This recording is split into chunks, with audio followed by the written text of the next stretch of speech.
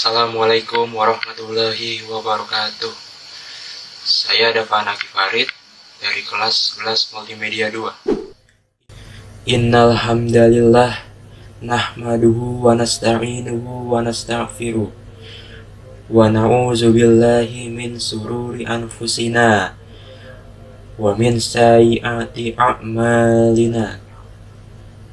May yahdihillahu fala mudilla wa may yudlilhu fala hadiyalah. Asyhadu an la ilaha illallah wahdahu la syarikalah wa asyhadu anna Muhammadan abduhu wa rasuluh. Ittaqullaha faqad fazal muttaqun. Hadirin jamaah salat Jumat yang insya Allah selalu berada dalam naungan rahmat dan hidayah Allah Subhanahu wa Ta'ala. Tak henti-hentinya kita panjatkan puja dan puji syukur kepada Allah Subhanahu wa Ta'ala yang telah memberikan kita nikmat iman dan Islam. Karunia yang teramat besar yang Allah karuniakan kepada hamba-hambanya. Semoga kita selalu termasuk yang mendapatkan hidayahnya, serta berada dalam keadaan iman dan Islam hingga akhir hayat kita. Dan tentunya kita bersyukur kepada Allah atas nikmat berbagai kehidupan yang masih diberikan kepada kita, sehingga pada kesempatan ini kita masih dapat beribadah kepadanya, dapat mengingatnya serta memujinya. Pujian hanya layak dimiliki oleh Allah. Alhamdulillah, segala puji hanya milik Allah. Sungguh tidaklah pantas bagi manusia untuk mengharapkan pujian. Tidak pantas bagi manusia untuk merasa telah berjasa, karena sungguh sejatinya segala pujian hanya milik Allah semata. Pada kesempatan yang mulia ini, kami selaku khatib mengajak pada hadirin sekalian, marilah kita senantiasa meningkatkan keimanan dan ketakwaan kita kepada Allah Subhanahu wa Ta'ala. Takwa dalam arti berupaya dan berusaha untuk selalu menghadirkan Allah dalam setiap situasi dan kondisi dengan cara senantiasa berzikir dan melaksanakan segala perintahnya. Takwa dalam arti kita senantiasa melibatkan Allah dalam setiap persoalan yang kita hadapi dengan cara berdoa, memohon pertolongan, dan berbunajat kepadanya, sehingga akan menimbulkan ketentraman dan ketenangan dalam setiap kehidupan kita. Ya ayyuhallazina amanu taqullaha haqqa tuqatih wa la tamutunna illa wa antum muslimun.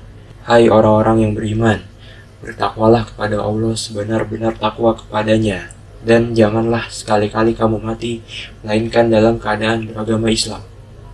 Surat Al-Imran ayat 102. Dan tentunya salawat serta salam semoga selalu tercurah tak henti-hentinya kepada Nabi Muhammad SAW. Sidang salat Jumat yang dirahmati Allah Subhanahu wa Ta'ala, Allah mewajibkan salat setelah mewajibkan untuk mengesahkannya dan mengimani Rasulnya. Barang siapa yang menjaga salat, maka dia akan diberikan cahaya, petunjuk, dan keselamatan pada hari kiamat. Barang siapa yang tidak menjaga salat, maka dia akan mendapati kegelapan, kesesatan, dan kehancuran pada hari kiamat. Keutamaan salat ini terkandung juga di dalam kalimat syahadat, asyhadu an la ilaha illallah, kalimat yang dengannya terbentuk agama Islam ini, kalimat yang dengannya berdiri tegak kiblat kita. Kalimat ini adalah identitas umat muslim dan merupakan kunci menuju kehidupan akhirat yang penuh dengan keselamatan. Salat merupakan perkara terpenting bagi seorang muslim. Pada hakikatnya, salat merupakan barometer keimanan dan keselamatan. Barang siapa yang sungguh-sungguh menjaga salat, maka salat itu akan menjaga agamanya. Barang siapa yang menyia-nyiakan salat, maka secara otomatis amalan-amalan dia yang lain pun akan ikut terbelangkai. Salat merupakan tiang dan penopang agama, bagaimana yang disebutkan di dalam hadis Nabi Muhammad SAW.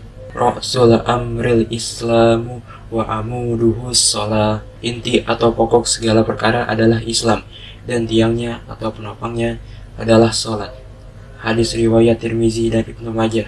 Sedangkan syariat lain selain salat, maka itu seperti tali dan kayu penguat atau yang semisalnya.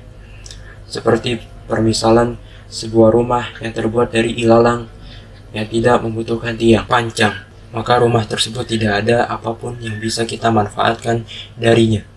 Sehingga tolak ukur diterima atau tidaknya semua amalan bergantung erat dengan diterima atau tidaknya salat kita.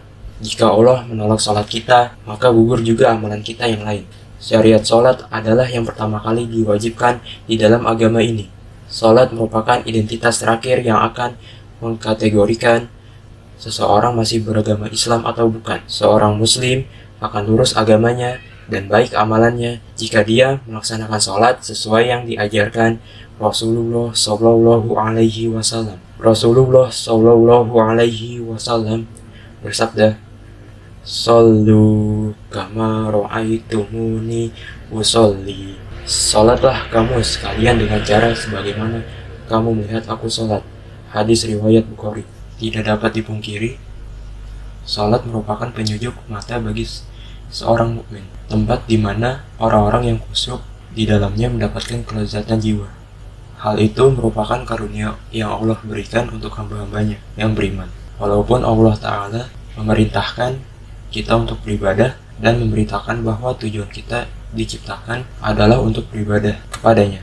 Namun bukan berarti Allah membutuhkan ibadah kita. Tidak ada manfaat yang Allah ambil dari ibadah kita kepadanya. Dan Allah pun tidak menginginkan ibadah kita. Hal itu dikarenakan Allah Maha Kaya, Maha Sempurna, dan Maha Kuasa. Sebagaimana firman Allah Ta'ala, "Ya ayyuhan nasu antumul fuqara'u ilallahi wallahu huwal ghaniyyul hamid." Hai manusia, kamulah yang membutuhkan kepada Allah, dan Allah dialah yang Maha Kaya, tidak memerlukan sesuatu, lagi Maha Terpuji. Surat Fatir ayat 15. Salah satu tips untuk meningkatkan semangat kita di dalam melaksanakan kewajiban sholat adalah dengan memperbaiki niat.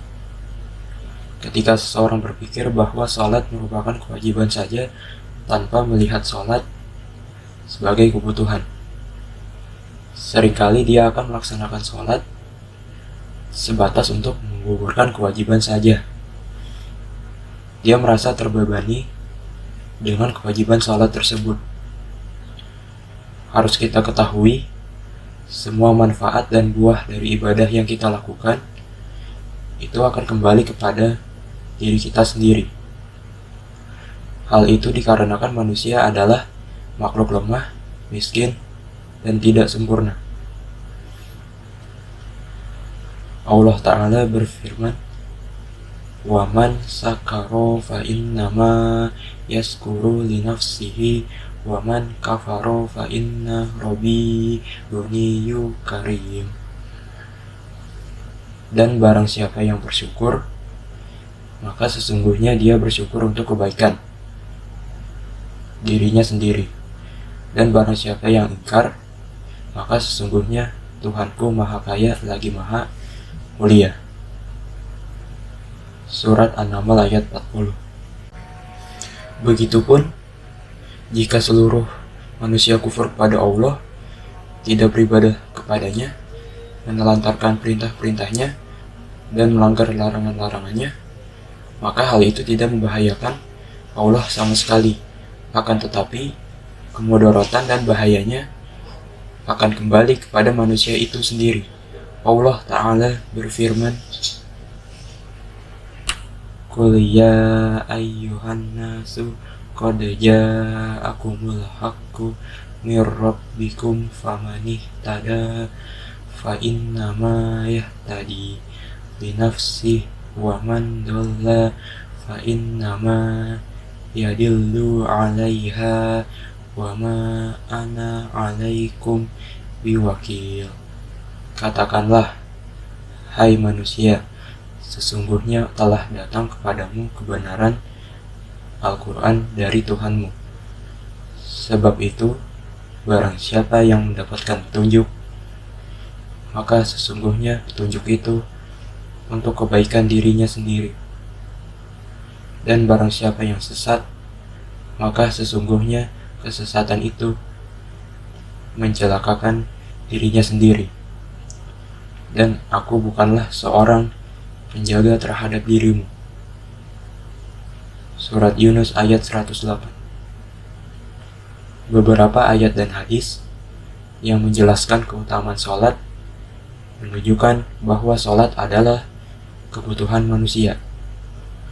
Sholat bukan kebutuhan Allah Ta'ala, sebagaimana Allah Ta'ala berfirman, "Utlu ma uhiya ilaika minal kitabi wa aqimis sholat innas sholata tanha anil fahsya'i wal munkar walazikrullahi akbar wallahu ya'lamu ma tasna'un."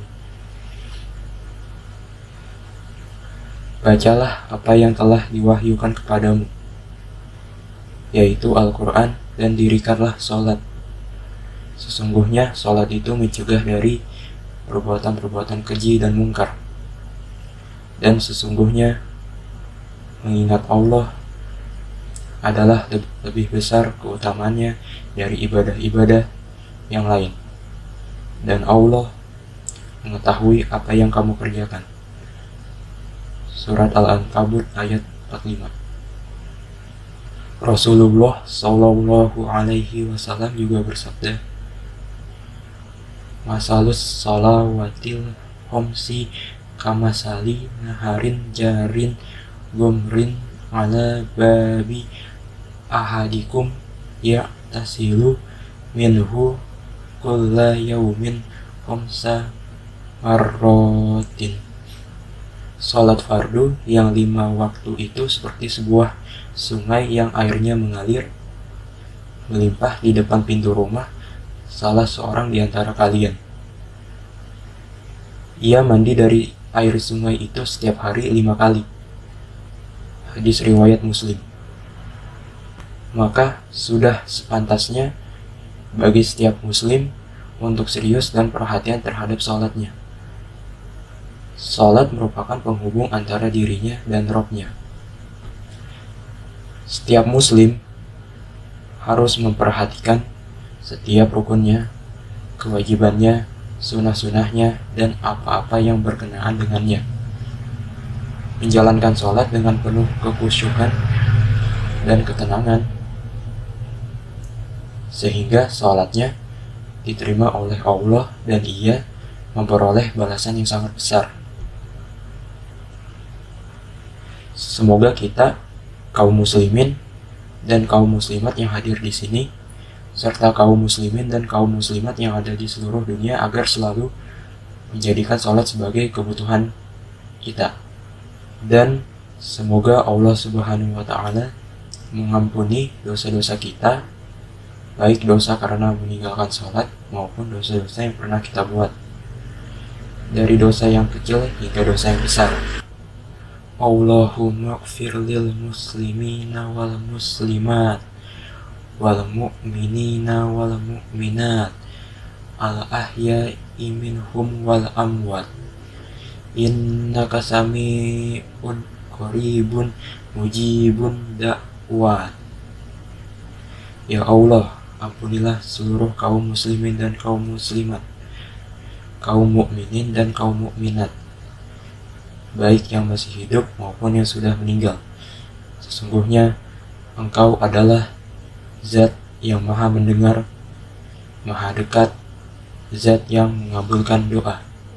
Sidang sholat Jumat yang dirahmati Allah Subhanahu wa Ta'ala, demikian khutbah yang dapat kami sampaikan. Mudah-mudahan bermanfaat, terutama bagi diri kami dan jamaah sekalian. Semoga kita tetap di dalam golongan hamba-hamba Allah yang soleh. Sekian khutbah Jumat dari saya. Mohon maaf bila ada kesalahan. Saya Dafa Anaki Farid, kelas 11 Multimedia 2. Pamit. Terima kasih. Wassalamualaikum warahmatullahi wabarakatuh.